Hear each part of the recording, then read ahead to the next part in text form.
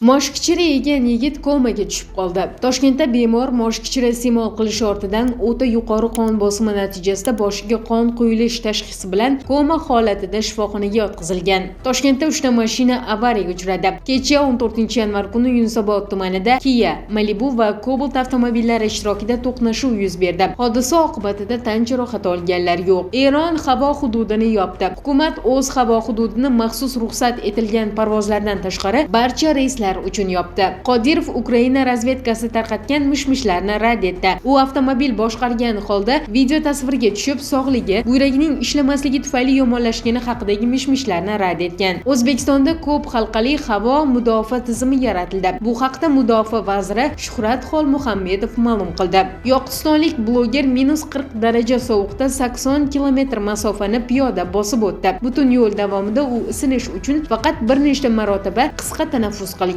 Har kuni sizdan yashirilayotgan voqealar bor. Ularni bilishga tayyormisiz? Unda Telegram kanalimizga ulaning. Havola profil shapkasida.